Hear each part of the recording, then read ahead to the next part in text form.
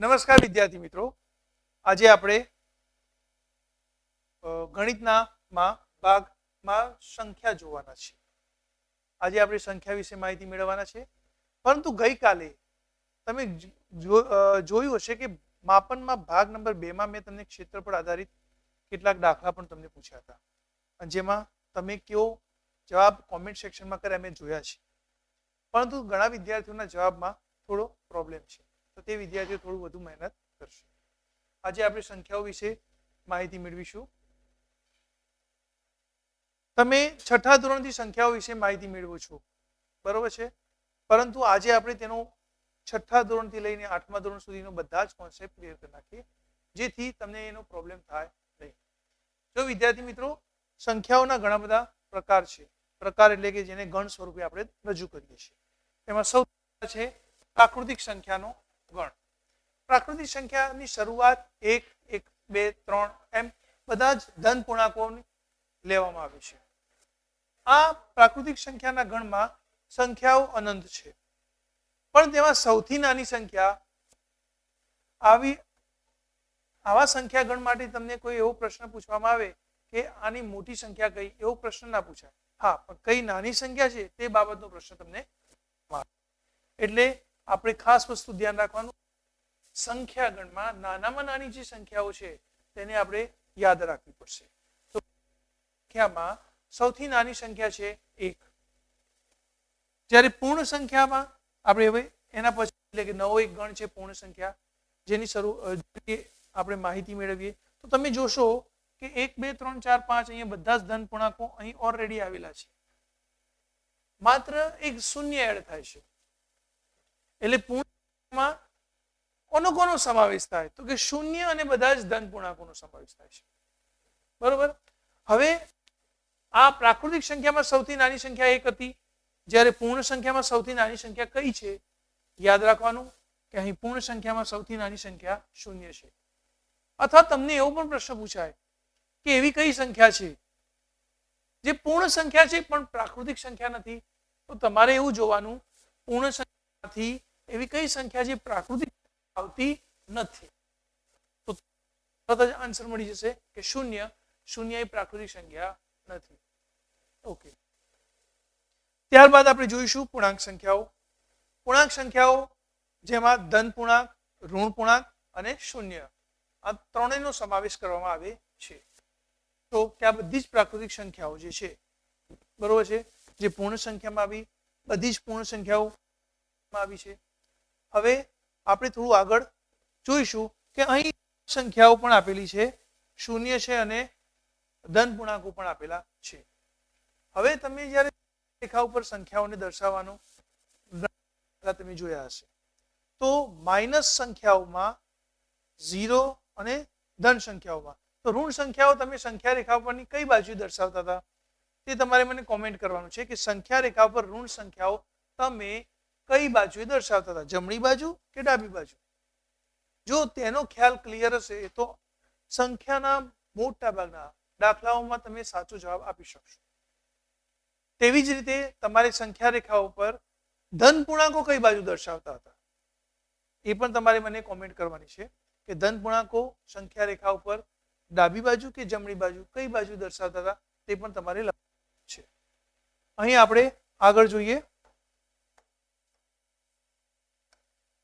નીચે આપેલી સૌથી નાની સંખ્યા કઈ? હજી તો જે મેં તમને પ્રશ્ન પૂછ્યો, જો એ જે પ્રશ્નનો જવાબ મેં તમને જે પૂછ્યો છે તે પ્રશ્નનો જવાબ જે પણ વિદ્યાર્થીઓ સાચો આપ્યો હશે ને, એમને તરત જ આ સંખ્યામાંથી કઈ સંખ્યા સૌથી નાની છે એ શોધી કાઢશે. જે લોકોને નથી ખબર પડી તે લોકો માટે હું સમજાવું છું કે આપણે જ્યારે સંખ્યા રેખા દોરીએ છીએ ને, ત્યારે 0 આ સાઈડમાં બધા ધન પૂર્ણાંકો લખીશું અને આ સાઈડમાં બધા ઋણ પૂર્ણાંકો લખીશું. જોશો કે જેમ જેમ તમે અહીંયા હું 1 લખીશ, અહીં 2 લખીશ, અહીં 3 લખીશ, હવે ખાલી જોઈ કે આ 0 અને 3 વચ્ચે મોટું કોણ છે? તો તરત તમે કહેશો કે સાહેબ 3 મોટા છે. તમે સાચા પણ છો. તો ધ્યાનમાં રાખવા જેવી બાબત છે કે તમે જ્યારે બે સંખ્યાની કમ્પેરિઝન કરો ત્યારે એ બંને સંખ્યામાં કઈ સંખ્યા તમારી જમણી બાજુ છે એ સંખ્યા સૌથી મોટી. અને જે સંખ્યા તમારી જમણી એટલે કે સોરી ડાબી બાજુ છે તે સંખ્યા સૌથી નાની. હવે સંખ્યા રેખા ઉપર આપણે આ બધી સંખ્યાઓની ચર્ચા કરીએ તો શૂન્ય તો મેં લખી કાઢ્યા છે. અહીં તમે જોશો -1 આવશે, -2 આવશે, આગળ જતા -5 આવશે, થોડા આગળ જતા -11 આવશે. હવે આપણને આ જે સંખ્યાઓ આપેલી છે એ ત્રણે ત્રણ સંખ્યાઓને હું રાઉન્ડ કરી નાખું છું જેથી તમને એનો તમારે એમાંથી શોધવાની છે કે કઈ સંખ્યા સૌથી નાની છે. હવે તમે જોશો કે આ ચારે ચાર સંખ્યામાં સૌથી જમણી બાજુ આવેલી સંખ્યા કઈ છે? તો તમે કહેશો કે સાહેબ શૂન્ય. તો એનો મતલબ કે આપેલી સંખ્યામાં શૂન્ય એ સૌથી મોટી સંખ્યા થઈ. બસ જે રીતે તમે શૂન્યને મોટી કરી તેવી રીતે તમારે શોધવાનું છે કે આ ચારે ચાર સંખ્યામાં સૌથી ડાબી બાજુએ આવેલી સંખ્યા કઈ? તો તમે કહેશો કે સાહેબ -11. બસ તો આ -11 એ આપણા માટે સૌથી નાની સંખ્યા છે. આપેલી આટલી સંખ્યામાં સૌથી નાની સંખ્યા થશે -11. અથવા બીજી રીતે તમારે યાદ રાખવું હોય તો કેવી રીતે યાદ રખાય? ધન પૂર્ણાંકમાં જે સંખ્યા મોટી તે મોટી અને જે નાની છે ધન પૂર્ણાંક માટે તો તે નાની છે. પણ ઋણ પૂર્ણાંકમાં એક વસ્તુ યાદ રાખવાની કે જેનું મૂલ્ય એટલે કે -11 હોય અને -13 હોય તો તમે એવું નહીં વિચારવાનું કે -13 મોટી છે. ઋણ સંખ્યામાં જે સૌથી એટલે કે જેનું મૂલ્ય 13 જે છે એ વધારે તો એ નાની થઈ. આ વસ્તુનું ખ્યાલ તેથી તમને ઓરલી પણ તમે એનો જવાબ આપી શકો છો. એટલે અહીં આપણા જે આ પ્રશ્નનો જવાબ છે તેમાં ઓપ્શન આવશે -11D. સૌથી મોટી પૂછી લીધી હોત તો મોટી સંખ્યા કઈ આવે? સી આવે. ઓકે.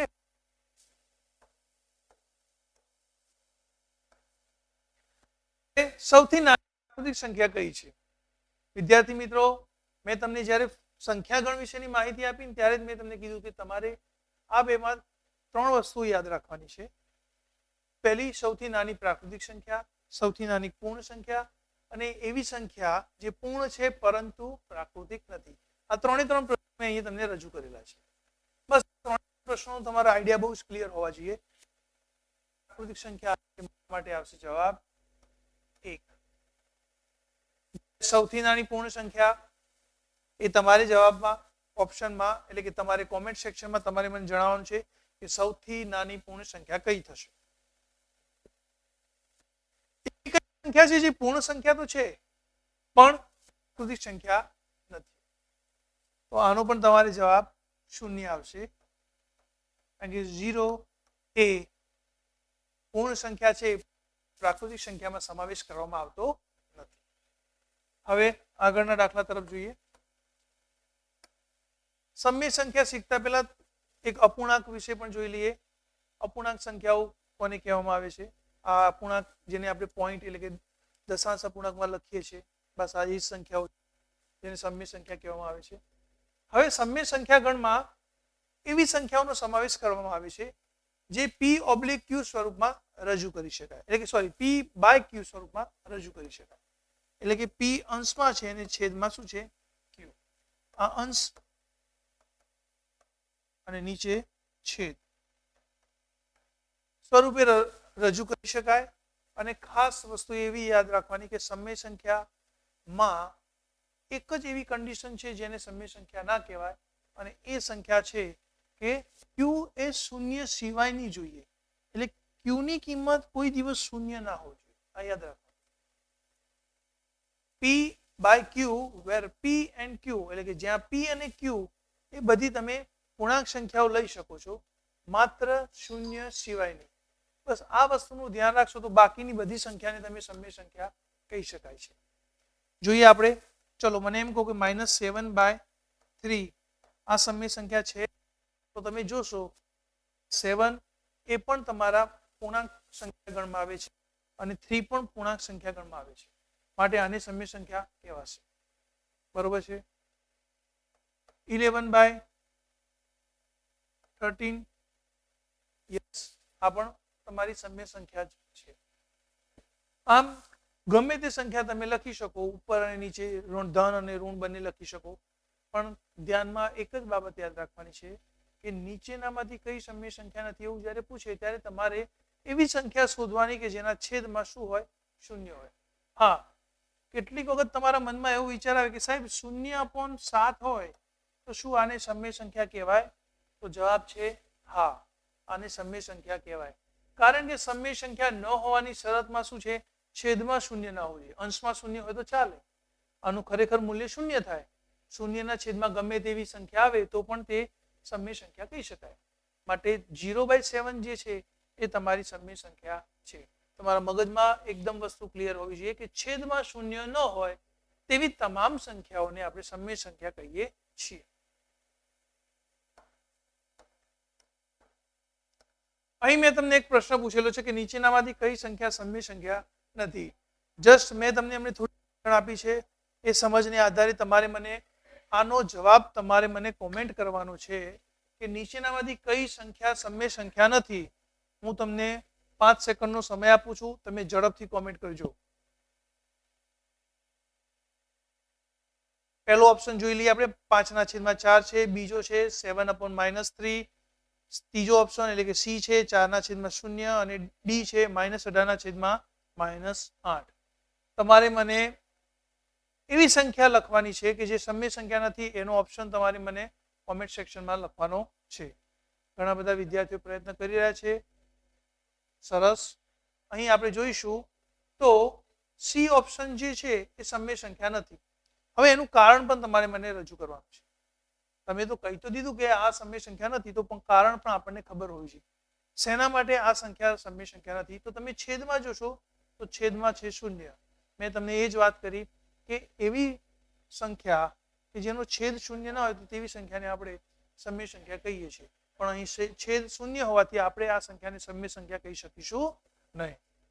હવે આગળ જોઈએ. હવે વિચારીને તમારે મને જવાબ આપવાનો છે, કારણ કે જો સંખ્યાગણ તમે ભણી ગયા છો, અત્યારે મેં તમને એની સમજ પણ આપી દીધી છે, કઈ સંખ્યા કયા સંખ્યાગણમાં આવે છે તે પણ તમને ક્લિયર છે. તો 4 અને 5 વચ્ચે કેટલી પૂર્ણ સંખ્યા આવેલી છે? હવે પૂર્ણ સંખ્યાનો ગણ તમે જોશો તો જેની શરૂઆત 0 થી થાય છે, 0, 1, 2, 3, 4 અને 5.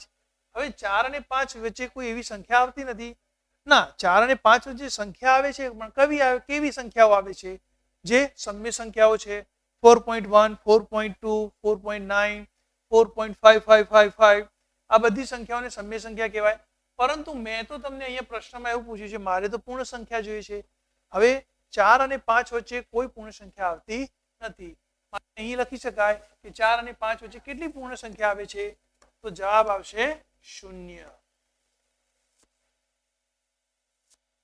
હવે -10 અને -7 વચ્ચે કેટલી અને કઈ કઈ પ્રાકૃતિક સંખ્યા આવશે?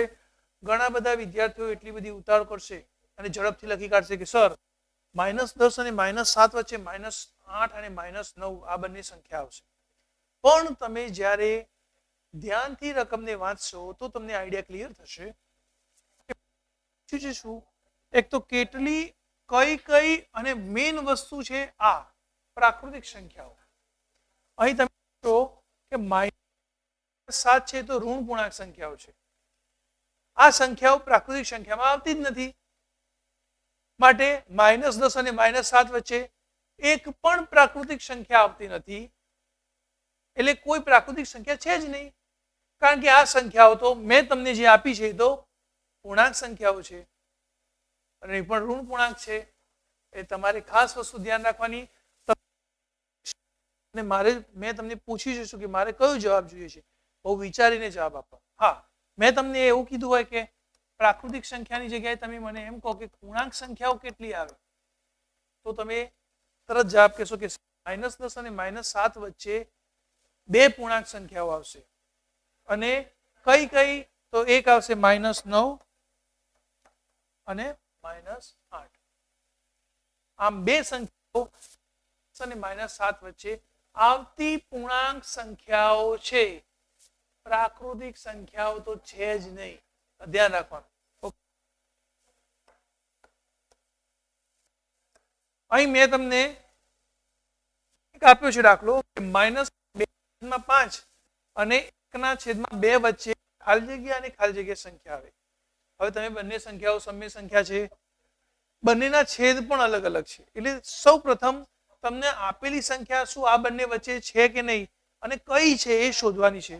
તો તેના માટે સૌપ્રથમ તમારે બે સમય સંખ્યાના છેદને સરખા કરવા પડશે. અહીં તમે જોશો કે -2/5 અને 1/2 આ બંને સંખ્યાઓ આપેલી છે. બંનેના છેદ અલગ અલગ છે. એકમાં 5 છે, એકમાં 2 છે. જ્યારે બે સંખ્યા આપેલી હોય ત્યારે તમે ચોકડી ગુણાકાર કરી શકો. એટલે આ 2 ને અહીંયા ગુણી કાઢો અને આ 5 ને અહીંયા ગુણી કાઢો. તો -2 જોડે 2 ગુણાશે એટલે ઉપર નીચે ગુણશો તમે એને. એવી રીતે આ 5 વડે પણ તમે ઉપર નીચે ગુણશો. આમ -4/10 અને 5/10. હવે આ બંનેની વચ્ચેની જેટલી પણ સંખ્યાઓ છે તે તમારે લખવાની છે. હવે તમારે એના માટે છેદ જોવા પડશે. છેદ 10 ક્યાં આપે છે? છે જ નહીં. તો આપણે એક કામ કરીશું, ઉપર અને નીચે બંને જગ્યાએ, કારણ કે છેદમાં 40 જોવા મળે છે, તો ઉપર અને નીચે 4 વડે ગુણી નાખીશું. એટલે તમારે -16/40 અને 20/40 આ બંને વચ્ચે આવતી સંખ્યાઓ લેવાની છે. બધા ઓપ્શનને પણ તમારે આ રીતે ફેરવી નાખવાના, જેથી તમને એનું આઈડિયા ક્લિયર થઈ જાય. અહીં તમે જોશો 1/40 આ -1/20 છે, તો આને ફેરવો તો ઉપર નીચે તમારે ફેરવીને લખવા પડશે. તો -2/40 થશે. અહીંયા ઉપર નીચે 0 0 લગાવી દઈએ એટલે -90/40. આ તો 0/40 લખો તો પણ ચાલે. આને પણ ઉપર નીચે 0 0 એડ કરી નાખીએ. હવે જોશો કે બધામાં આપણે 40 છે. હવે તમારે એવી સંખ્યા લખવાની છે જે -16 અને 20 વચ્ચે આવેલી હોય. આ -16 બહાર જશે એટલે આ ઓપ્શન તો મારા માટે -2 અને 1 એ -16 અને 20 વચ્ચે આવશે. એટલે આ આપણો સાચો જવાબ છે. જ્યારે નીચે વાળું કેમ નહીં આવે એ ચેક કરીએ. એવું જે -16 થી બહાર જશે એટલે એ તો આવવાની નથી. એક છે -41/40. હવે એ પણ શક્ય નથી, કારણ કે -16 છે. આપણે તો 16 થી આગળ તો જવાનું નથી. આ પણ આપણી સંખ્યા આવશે નહીં. સાચો જવાબ આવશે 1/20 અને 1/40. આ બે સંખ્યાઓ તમારે આ બે સંખ્યાની વચ્ચે આવે છે. આ MCQ ગઈ પરીક્ષામાં NMMS ની પરીક્ષામાં પૂછાયેલો છે અને તેમાંથી મેં આ MCQ તમને કેવા પ્રશ્નો પૂછાઈ શકે જેની સમજ આપવા માટે અને કેવી રીતે એનો ઉકેલ લાવવો તે માટે મેં આ સ્પેશિયલ MCQ લઈ એ જ ઓપ્શન વિશે તમને ચર્ચા કરી, જેથી તમને એનો આઈડિયા ક્લિયર થાય કે મારે હવે કેવા પ્રકારના દાખલા પરીક્ષામાં પૂછાઈ શકે એને અનુસંધાને તમારે એની તૈયારી કરવાની છે. હવે આગળ જોઈએ કે MCQ. સમય સંખ્યા માટે નીચેનામાંથી કયો વિકલ્પ સાચો છે? તમારે મને નીચેના આપેલા વિકલ્પમાંથી કયો વિકલ્પ સાચો છે તે તમારે મને જોઈને કહેવાનું છે. અહીં તમે જોશો તો આપેલા બધા જ ઓપ્શનમાં છેદમાં 11 છે એટલે સમછેદી છે. એટલે તમારે તો સૌથી મોટું 50% કામ ઈઝી થઈ ગયું, કારણ કે આપણા ક્યાંય પણ આપણે લસા બેસા લેવાની જરૂર છે નહીં. લસા નહીં લો એટલે તમે ડાયરેક્ટ જ દાખલાનો તમે તરત જ જવાબ આપી શકીશો. હવે તમે જોશો કે મારે તો વિકલ્પ પસંદ કરવાના છે. હવે મેં તમને એક વસ્તુ કીધી છે કે ઋણ સંખ્યામાં જો આંકડો મોટો હોય તો તે સંખ્યા નાની થશે. અહીં ઋણ સંખ્યામાં આંકડો મોટો કયો? તો તમે જોશો કે 9. આ 9 સંખ્યા નાની છે, પરંતુ અહીંયા તો સૌથી મોટી દેખાડેલી છે. એટલે આવો ઓપ્શન હશે કે મારા માટે કામનો નથી, કારણ કે આમાં -2 સૌથી મોટી, ત્યારબાદ -3 મોટી અને સૌથી નાની -9 આવે. અહીં તમને -9 મોટા દેખાડ્યા છે, એટલે જ્યાં જ્યાં -9 મોટા છે એ બે MCQ તો તમારા આપોઆપ કેન્સલ થઈ ગયા. હવે તમારે શું જોવાનું છે કે કઈ સંખ્યા -2 સૌથી મોટી છે, તો તમને સૌથી છેલ્લે -2 લખેલું તે ઓપ્શન વિચારવાનો. પણ બહુ ઉતાવળ પણ કરવી નહીં, પેલા જોઈ લેવાનું -2 આમાં છે ખરા, નો ડાઉટ. પછી આપણે આગળ જોવાનું શું -2 કરતા થોડીક મોટી -3 છે, યસ. અને તેના કરતા પણ નાની કઈ છે? -9 છે, યસ. તો મારા માટે જવાબ C આવશે. આ પણ તમારી NMMS પરીક્ષામાં પૂછાયેલો જ MCQ છે, જે કેવી રીતે પૂછાય છે, જેને કેવી રીતે સોલ્યુશન લાવવું તે પણ મેં તમને અહીંયા સમજાવ્યું છે. તમે આ જ રીતના દાખલાનો પણ તમારે થોડો મહાવરો કરવાનો છે.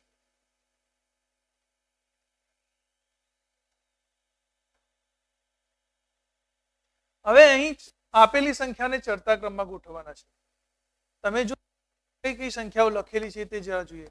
-1/40, 2/5, 7/10, 3/20 અને 1 છે 5/2.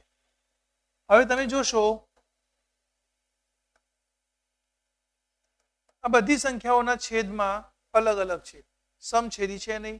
એટલે આપણે સમછેદી બનાવવા માટે લસા લેવું પડશે. અહીં 4, 5, 10, 20 અને 2 નો લસા તમે જોશો તો 20 લસા આવશે. બરોબર. તો હવે હું આ સંખ્યાને કેટલા વડે ગુણું તો 20 આવે. તો ફટાફટ કોમેન્ટ કરજો. તો કે 4 ને હું 5 વડે ગુણું તો 20 આવશે. એટલે જવાબ આવશે -5/20. આ એક સંખ્યા થઈ. એવી રીતે 5 ને કેટલા વડે ગુણું તો 20 થશે? 4 વડે, એટલે કે 8/20. 10 ને હું કેટલા વડે ગુણું તો 20 થશે. તો તરત કહેશો કે સાહેબ 2 વડે. 3 ને તો ગુણવાની જરૂર, સોરી 20 ને તો ગુણવાની જરૂર નથી, કારણ કે 20 તો ઓલરેડી છે. તો પણ આપણે 1 વડે ગુણીએ એટલે 3/20. હવે 5/2. 2 ને હું કેટલા વડે ગુણું તો 20 આવશે. તો 10 વડે, 50/20. આમ વિદ્યાર્થી મિત્રો તમે જરા જોશો તો મેં તમને આ આપેલી સંખ્યાને બધાને ફેરવી કાઢી છે. ફેરવી અને હવે મેં તમને સમછેદી બનાવી દીધી છે. હવે તમારે જોવાનું છે કે મને આ આપેલી સંખ્યામાં સૌથી મોટી સંખ્યા કઈ છે તે લખાવો. બધાના સરખા છે તો તમારે અંશ જોવાના. અંશમાં -5, એકમાં છે 3 અને એકમાં છે 50. જેનો અંશ મોટો તે સંખ્યા સૌથી 50 વાળી સંખ્યામાં, સોરી આ 50 વાળી જે છે એ સૌથી મોટી. હવે 50 વાળી સંખ્યા કઈ છે ઓરિજિનલ તે જોવાની. તો કે 5/2.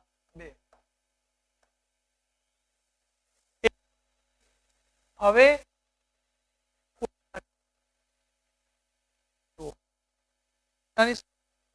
આમ તો -14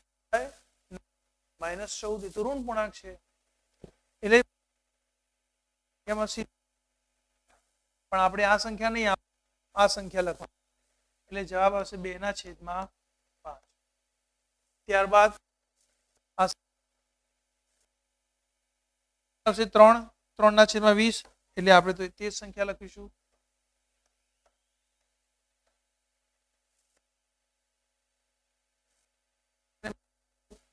બંને સંખ્યા માઇનસ છે. હવે તમારે મને કહેવાની છે કે -14/20 મોટી છે કે -5/20 મોટી છે. તમારે કોમેન્ટ કરવાની છે. આમ તમે જોશો કે સંખ્યા રેખા ઉપર 0 થી ડાબી બાજુ જતા સૌથી પહેલા -5 આવે અને ત્યારબાદ 14 આવે છે.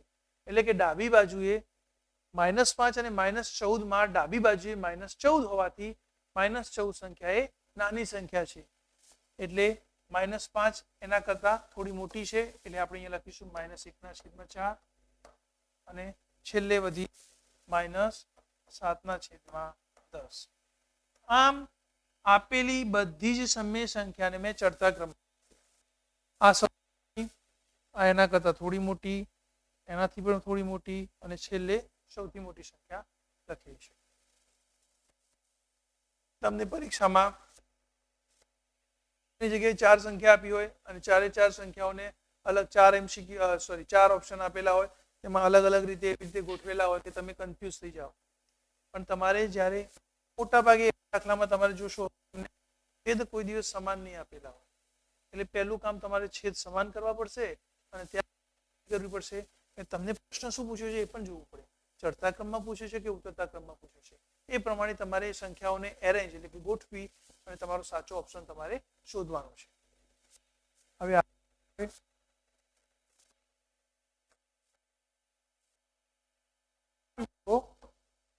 -22 વત્તા -18 માઇનસ માઇનસ તો પ્લસ થાય એટલે 22 વત્તા 18 સાહેબ 40 થાય.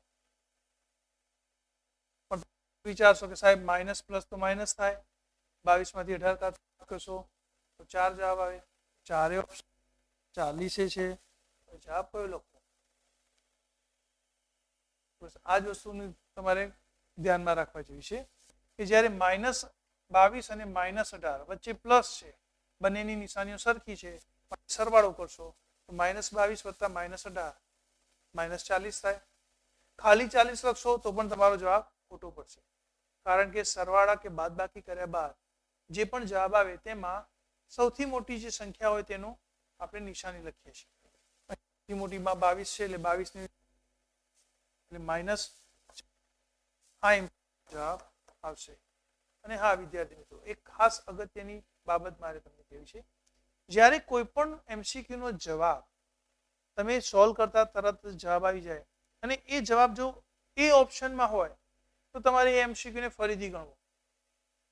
એટલા માટે કે તમારા મગજમાં જે પહેલો વિચાર આવે ને એ મે બી પોસિબલ છે કે એ કદાચ સાચો ન પણ હોઈ શકે. જો તમે બીજી વાર ગણશો તો પણ જો જવાબ એ આવે છે તો ફાઇનલ એ જ આન્સર હશે. પરંતુ તમે જ્યારે ઉતાળમાં ગણતરી કરતા હશો, ક્યાંક ભૂલથી તમારાથી ક્યાંક બાય મિસ્ટેક થઈ જાય અને જવાબ જ્યારે ઓપ્શનમાં એ દેખાય અને એ તમે લખો અને મે બી એ ઓપ્શનમાં જવાબ સાચો ન પણ હોઈ શકે, પણ તમારી ભૂલના કારણે તમને એવું લાગે એ સાચો છે. તમારે ખાસ એક વસ્તુનું ધ્યાન રાખવાનું કે જ્યારે ઓપ્શન એ આવે ત્યારે ફરીથી એક વખત જોઈ લેવાનું મેં ક્યાંય ભૂલ કરી નથી, ત્યારબાદ જો ફરીથી ઓપ્શન એ આવે તો તમે એ ઓપ્શન ટીક કરી શકો છો. બીજો આપણે દાખલો જોઈશું.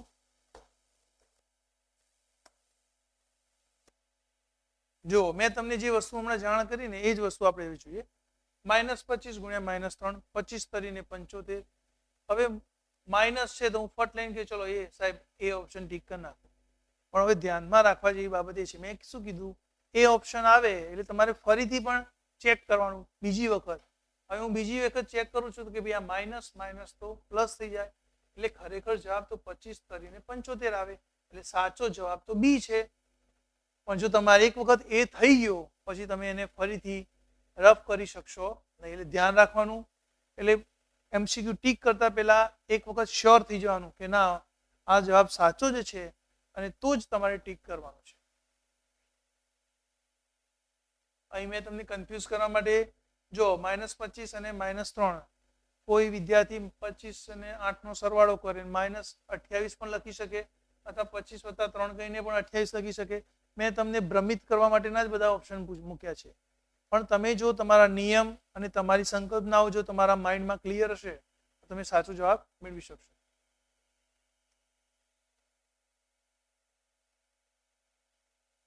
અહીં -25 છે એટલે કે 3125 છેદમાં -25.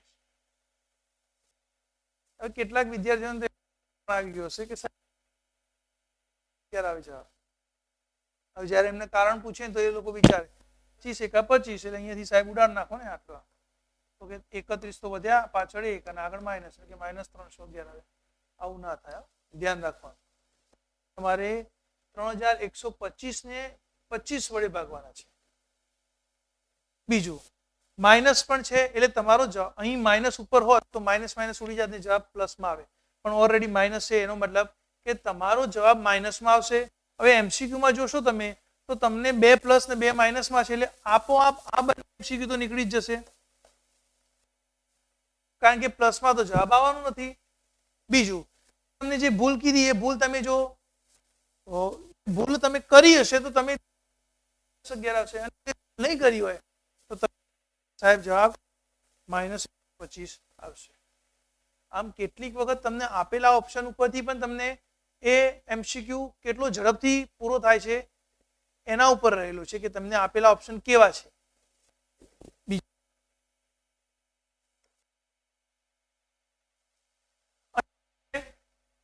પરિણામ મેળવવાનું કીધું છે, જરા લખી દઈએ કે -12 છેદમાં 35 ભાગ્યા 3 છેદમાં 7 અને ગુણ્યા 20. તમે જ્યારે સમય સંખ્યાનું સાદુરૂપ આપતા શીખ્યા છો, તમે જોયું હશે કેવી રીતે થાય. તો અહીં જો -12/25 અહીં ભાગાકારને હું ઓકે ભૂલ થઈ ગઈ છે, અહીંયા 35 છે, અહીંયા મારે 25 એક ફરીથી આપણે -12/35 ભાગ્યા 3/7 ગુણ્યા 20. જો વિદ્યાર્થી મિત્રો જેવી રીતે મારે પણ ભૂલ થઈ છે એવી તમારે પણ ભૂલ થઈ શકે છે. પરીક્ષામાં રકમ જોવાની, કયા આંકડા આપ્યા છે તે લખવાના. જે મારે 25 થઈ ગયું તેમ તમારે પણ ના થાય તેનું તમારે ખાસ તકેદારી રાખવાની. અહીં -12/35 ભાગાકારનું તમે ગુણાકાર કરશો બદલાઈ જશે, એટલે કે ઉપર નીચે થઈ જશે, એટલે કે 7/3 અને ગુણ્યા 20 તો છે જ. અહીં છેદ ઉડાડશો, 4 તરી 12, 7 પંચા 35. શું વધ્યું? તો કે સાહેબ -4/5 અને ગુણ્યા 20. છેદ ઉડાડશો હજી જવાબ આવશે 4. આમ -4 ગુણ્યા 4 એટલે પરિણામ આવશે -16. પરીક્ષામાં તમને ઓપ્શનમાં 16 પણ એકલા આપેલા હશે, -16 પણ આપેલા હશે, એટલે નિશાની ખાસ જોવાની. અને જ્યારે ઓપ્શનમાં બે જ આંકડા 16 અને -16 એવું આપે ત્યારે તમારે અવશ્ય ધ્યાનથી વિચારી અને તમે દાખલો શું ગણો છો, શું જવાબ આવે છે, નિશાની ખાસ જોવાની, પછી ટીક કરવાનું. નહીતર તમે કરેલી બધી જ મહેનત પાણીમાં જશે. એક બીજો દાખલો જોઈ લઈએ. -36/36 ભાગ્યા -6 -25/36 ભાગ્યા -5/6 ભાગ્યા -5/6. આપણે સાદુરૂપ આપી દઈશું. -25/36 ગુણ્યા 6/-5 ભાગ્યા -5/6. માઇનસ માઇનસ ઉડી જશે, છાયો છાયો 36 અને પાયો પાયો 25, એટલે 5/6 ભાગ્યા -5/6. હવે જો આને પણ તમારે 5/6 ગુણ્યા 6/-5, 5 5 પણ ઉડી જશે, 6 6 પણ ઉડી જશે, એટલે જવાબ આવશે -1. કેટલાક વિદ્યાર્થીઓ વિચારી લીધું હશે કે આના ભાગ્યા એટલે 5/6, એના ભાગ્યા ફરીથી 5/6, એટલે જવાબ એક જ આવશે. પરંતુ નિશાની જોવામાં જો ભૂલ હશે તો આવશે, જો નિશાની જોવામાં ભૂલ નહીં કરી તો જવાબ શું આવશે? -1. આમ વિદ્યાર્થી મિત્રો, મેં તમને આજે સંખ્યામાં અલગ અલગ પ્રકારના MCQ કેવા પૂછાઈ શકે છે તે સમજાયા. સંખ્યાઓના ગણ વિશે માહિતી આપી છે, ચડતા ક્રમ ઉતરતા ક્રમ વિશે માહિતી આપી છે, અને કેટલાક સાદુરૂપ શોધવાના દાખલા પણ તમને સમજાયા છે. વધારે મહાવરા માટે તમારે ધોરણ 8માં જે ચેપ્ટર છે સમય સંખ્યા તેનો મહાવરો કરવો જરૂરી છે. નમસ્કાર.